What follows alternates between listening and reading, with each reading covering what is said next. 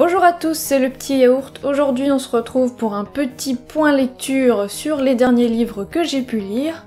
Et on va commencer par une saga que j'ai découverte il n'y a pas si longtemps que ça. Et je crois être une des seules à commencer cette saga aussi tardivement, puisqu'il s'agit de la saga L'Épouvanteur par Joseph Delaney. C'est une saga fantasy jeunesse qui se compose déjà de 13 tomes je crois. Je sais qu'il y a aussi 2 hors-série. Le premier tome est sorti en 2005 et je crois que le dernier tome il est sorti peut-être l'année dernière ou en tout cas il n'y a pas si longtemps que ça. Pour ma part, je crois que là j'en suis déjà au tome 5. Ça fait déjà un petit moment que j'ai lu le dernier tome là, le 5 peut-être, je sais pas. Et j'ai trop hâte de lire la suite parce que c'est une saga que je regrette vraiment de ne pas avoir découverte quand j'étais plus petite parce que j'adore maintenant et j'aurais encore plus adoré quand j'étais plus jeune. Du coup je vais vous faire un petit résumé vraiment du tome 1 et du fil rouge un peu qu'on aura au fil des tomes. En parlant de Tom, on va suivre le personnage de Tom, qui est un jeune garçon qui a 13 ans et qui est le 7e fils d'un 7e fils. Or, les 7e fils de 7e fils ont un don particulier pour voir tout ce qui est fantômes, esprits maléfiques, sorcières, etc. Et surtout, ils sont à même de pouvoir les combattre. Et il est finalement de leur devoir de combattre l'obscur. Du coup, Tom, le jour de son 13e anniversaire, va recevoir la visite chez lui dans sa ferme de l'Épouvanteur. L'Épouvanteur, c'est, le 7e fils d'un 7e fils qui est un chasseur de démons, un chasseur de sorcières. Du coup, il va venir chez Tom et il va l'embarquer comme apprenti épouvanteur, qui est une formation qui dure sur plusieurs années. Et donc, c'est cette formation-là qu'on va suivre au fil des tomes, avec tout un tas d'aventures et de péripéties, bien sûr. Parce que notre Tom, il a que 13 ans et il fait pas mal de conneries au début. C'est pas ce genre de personnage exaspérant. Il fait des conneries mais il est super attachant. Au niveau du genre, j'ai dit qu'on était sur de la fantasy parce que on va voir tout ce qui est sorcière, gobelins, etc. Mais il y a aussi un côté assez horrifique mais qui reste très soft puisqu'on est sur de la jeunesse. Moi ça m'a fait super plaisir de lire un livre avec des vraies sorcières. Quand je dis vraies sorcières, je veux dire des sorcières comme on les imaginait quand on était petit, à savoir des sorcières vraiment moches, toutes dégueulasses, vraiment dangereuses. Et c'est quelque chose que je recherchais dernièrement. C'est vrai que le côté sorcière au nez crochu, ça me manquait un peu. Il y a une super ambiance dans ces livres, très mystérieuse, très avec un style d'écriture vraiment à l'anglaise et pas du tout enfantin. Et vraiment on lit le tome 1, ça se lit super vite et on a tout de suite envie de lire le tome 2 et le tome 3, on a envie de tous se les enchaîner puisqu'on a vraiment une intrigue qui se développe quand même au fil des tomes. L'univers est vraiment complet, très bien construit, toute la mythologie autour des sorcières, des gobelins, de toutes les créatures, des fantômes, de l'épouvanteur, de la formation, de ce qu'il faut apprendre, de la façon de combattre les sorcières avec le sel et la limaille de fer et tout ça, j'ai trouvé ça vraiment super bien construit. Du coup après le premier tome, j'ai foncé lire le tome 2, que j'ai pareil complètement adoré. Alors on va retrouver un peu au fil des tomes le même schéma narratif un peu, qui est assez classique mais ça fonctionne quand même vachement bien puisque au fil des tomes on a de nouveaux méchants, de nouveaux adversaires, de nouvelles créatures. Mais en même temps, on a l'intrigue principale qui avance, on a le personnage de Tom qui grandit. Moi, j'aime beaucoup le personnage de l'épouvanteur. Il est assez dur, assez bourru avec Tom, mais en même temps, on sent qu'il a de l'estime pour lui, et cette estime grandit au fil des tomes. Voilà, les personnages se développent super bien, ça avance. On a aussi, je l'ai pas dit, mais le personnage d'Alice, qui est une jeune sorcière gentille, qui est un personnage que j'aimais pas au début et qui, pareil, au fil des tomes évolue et qui a une relation particulière avec Tom. Bref, j'ai enchaîné ensuite le tome 3, le tome 4, etc. Et là j'ai qu'une envie, c'est de lire la suite. On passe au deuxième livre qui est Oh la vache de David Duchovny. Oui.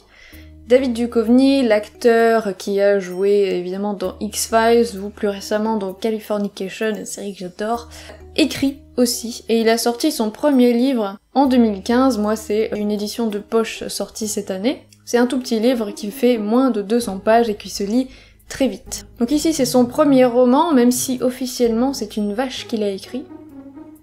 La vache, elle s'appelle Elsie Bovary. Elle a toujours vécu dans sa ferme, elle ne s'est jamais vraiment posé trop de questions, elle vit son petit train-train quotidien de vache. Sauf qu'un jour, elle va se retrouver devant la télé des humains et elle va voir une sorte de reportage sur les abattoirs. Elle va donc découvrir la terrible réalité. Sa mère, qu'elle pensait être partie, s'est fait buter et probablement manger. Ça la dégoûte et ça la fait flipper, du coup elle va décider de partir et elle va se rendre compte que le meilleur endroit pour elle, le moins dangereux, ce serait d'aller en Inde, puisque en Inde les vaches sont sacrées, elles ne sont surtout pas mangées. Du coup elle sait que c'est un trajet un peu long, l'Inde c'est un peu loin par rapport aux États-Unis, donc elle va parler aux animaux qui sont dans la ferme autour d'elle. Il va y avoir Shalom, un cochon récemment converti au judaïsme. Lui, il rêve d'aller en Israël, et on a aussi Tom le dindon qui rêve d'aller en Turquie. Et du coup, tous les trois, hop, c'est parti, ils quittent la ferme, et ils entreprennent un voyage complètement rocambolesque, complètement débile, complètement surréaliste pour rejoindre Israël, la Turquie et l'Inde. C'est très ressemblant à La ferme des animaux de George Orwell, sauf qu'on n'a pas la plume de George Orwell, on n'a pas de scène vraiment dure et tragique, même si on a un discours pertinent et on voit où l'auteur veut en venir rien qu'en lisant le résumé, sur le droit des animaux, la société de consommation. Mais là du coup voilà, comme le ton est très léger, c'est un discours qui n'est pas moralisateur, qui n'est pas plombant, on ressort pas complètement abattu de cette lecture. L'histoire est assez amusante et c'est sûr qu'on s'ennuie pas, le roman est super court, c'est écrit gros, c'est vraiment des phrases très très courtes et très très bateau. On va enchaîner les aventures. Alors voilà, si vous avez envie de le lire, l'histoire n'est pas du tout réaliste. Hein, la vache qui va se mettre un déguisement et qui va réussir à prendre l'avion en passant inaperçu, voilà, c'est pas réaliste, hein, mais c'était pas le but je pense, donc c'est très loufoque.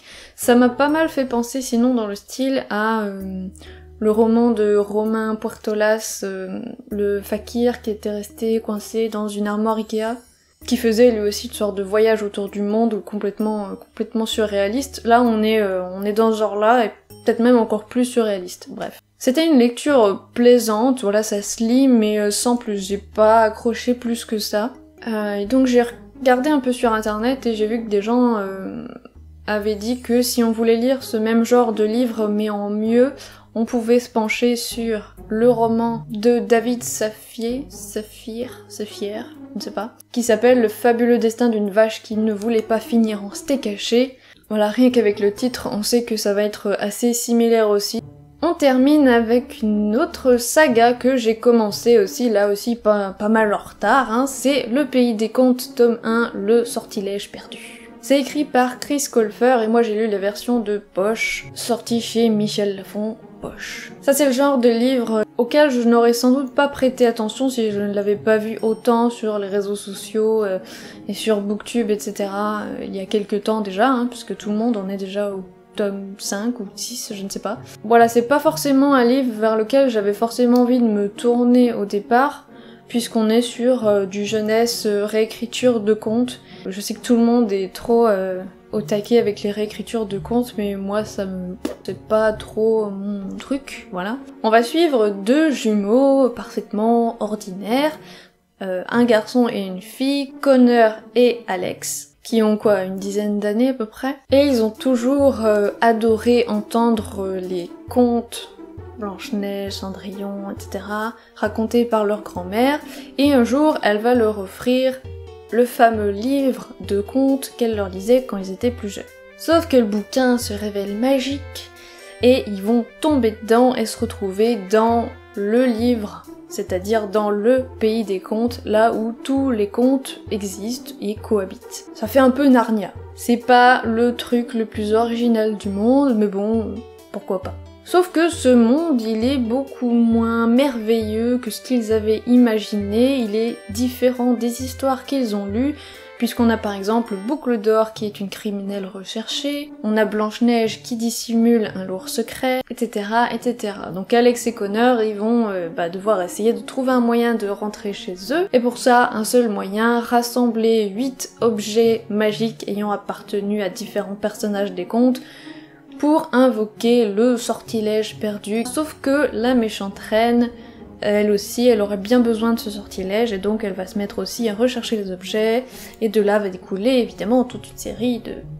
d'aventures, de péripéties. J'ai quand même vachement apprécié cette lecture, ça se lit super vite, dans le sens où vraiment on n'a pas le temps de s'ennuyer, on n'a pas trop de descriptions, de personnages qui parlent dans le vide, ça va assez vite, on enchaîne pas mal les péripéties, les aventures, il y a plein d'objets à les récupérer, on va croiser plein de personnages, plein d'endroits différents, mais au-delà de ça, c'est pas non plus un coup de cœur. Ce que j'ai bien aimé, et qui sauve le truc, c'est que l'auteur ne se prend pas au sérieux avec ce livre. Enfin, je trouve pas. Enfin, c'est une impression que j'ai eue en lisant le premier tome.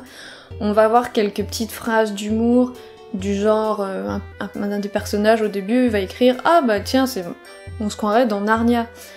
Moi j'ai bien aimé ce type de phrase parce que c'est exactement ce que j'étais en train de me dire, on dirait vraiment l'histoire de Narnia. Voilà, j'ai trouvé qu'il y avait une espèce d'autodérision un peu à la simplicité de l'histoire qui était drôle quoi. Il y a quand même de bonnes idées dans ce livre. Et finalement, ce qui m'a le plus plu, c'est la petite touche d'humour qui est présente, notamment avec le personnage de Connor qui arrête pas de dire des bêtises et qui est assez drôle. Moi j'ai bien aimé ces deux personnages. Je les ai pas trouvés énervants, donc ça c'est un point positif vu ce sont des enfants. Donc je trouve qu'on arrive assez bien à s'attacher à ces personnages. Et ouais, pour les enfants, je pense que ça peut être top à lire comme série, hein. Pour moi c'est peut-être pas assez développé, ça prend peut-être pas assez son temps. Et le point négatif c'est peut-être aussi la plume de l'auteur qui est pas... Ça se lit bien mais c'est assez fluide mais c'est très bateau. Ça manque vraiment beaucoup de description, d'approfondissement des personnages, des lieux. On a plus l'impression de lire un gros scénario qu'un roman, puisque tout s'enchaîne vraiment très très vite et qu'on n'a pas vraiment le temps de poser les lieux, les personnages, etc. Et du coup aussi, on n'a pas non plus le temps de s'inquiéter pour nos deux héros, puisque tout se résout très très vite. Dès qu'ils ont un problème, hop, à la page d'après, le problème est résolu et on enchaîne. Donc on n'a pas le temps de s'inquiéter, on n'a pas le temps de vraiment de rentrer dedans. Mais sinon ça se lit super bien, j'ai quand même bien aimé et j'ai acheté le tome 2 toujours en poche, donc j'ai très hâte de lire quand même. Voilà, c'est tout pour les derniers livres que j'ai lus, enfin ça date un peu parce que j'ai lu ça cet été, je suis un peu en retard dans les vidéos. J'espère que ça vous a plu, j'espère vous avoir donné envie de lire quelques livres. Dites-moi ce que vous lisez en ce moment dans les commentaires, n'hésitez pas à me donner des recommandations de lecture, puisque vous commencez un peu à connaître mes goûts. Si vous avez aimé la vidéo, n'hésitez pas à mettre un petit pouce bleu juste en dessous ou à vous abonner à la chaîne pour ne pas rater les prochaines vidéos. N'hésitez pas non plus à venir nous suivre sur Facebook, Twitter, Instagram et plein d'autres réseaux sociaux. Tous les liens sont dans la description. On se retrouve très vite pour une prochaine vidéo et en attendant, je vous fais des gros bisous. Et qui est le 7e fils d'un 7e fils. Or, les 7e fils d'un 7e... Les 7e fils de 7e fils, putain c'est trop dur à dire, sauf un morceau des cheveux, un morceau. Suivre sur Facebook, Twitter, non ça c'est autre chose. Crotte de bique.